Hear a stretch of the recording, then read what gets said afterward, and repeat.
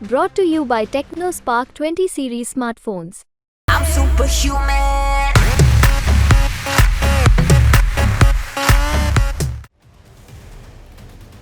Israel पर हमला करके ईरान ने बवाल मचा दिया, लेकिन उसके ठीक बाद इजरायली हमले में हिजबुल्लाह फील्ड कमांडर समेत 3 लोगों की मौत हो गई, जिसके बाद मुस्लिम देशों में हड़कंप मच गया।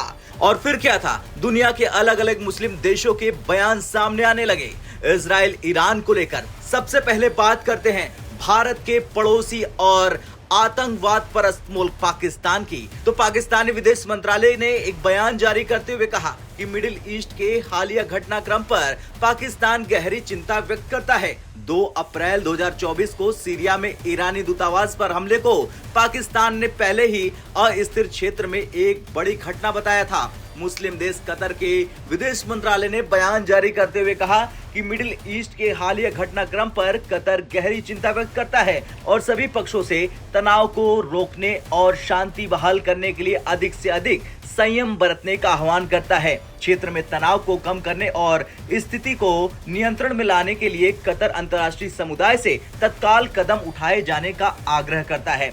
अब बात सऊदी की करें तो सऊदी के विदेश मंत्रालय ने बयान जारी करते हुए कहा कि मिडिल ईस्ट में सैन्य शक्ति में बढ़ोतरी के घटनाक्रम और इसके गंभीर परिणाम पर सऊदी अरब गहरी चिंता व्यक्त करता है। सऊदी अरब सभी पक्षों से संयम बरतने और युद्ध के खतरों को टालने का आग्रह करता है।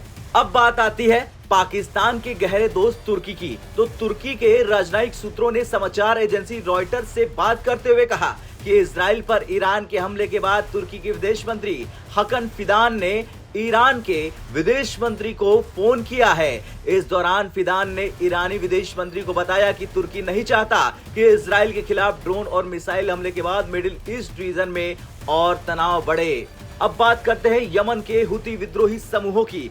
तो हुती समूह के प्रवक्ता ने कहा कि सीरिया में ईरानी दूतावास पर संदिग्ध इजरायली हमले के जवाब में इजराइल पर ईरान का हमला वैध था। हुती ने यह भी कह डाला कि यमनी समूह अक्टूबर से इजराइल के दक्षिणी बंदरगाह पर मिसाइलों और ड्रोन से हमला करके इजरायली जहाजों को लाल सागर के माध्यम से जाने से रोक रहा।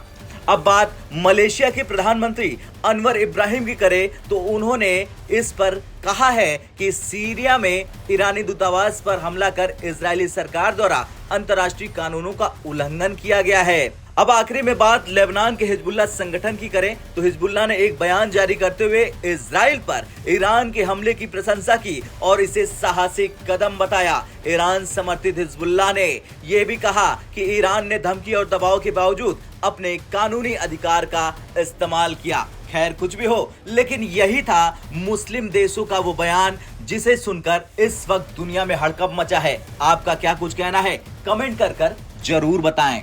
ब्यूरो रिपोर्ट, भारत तक।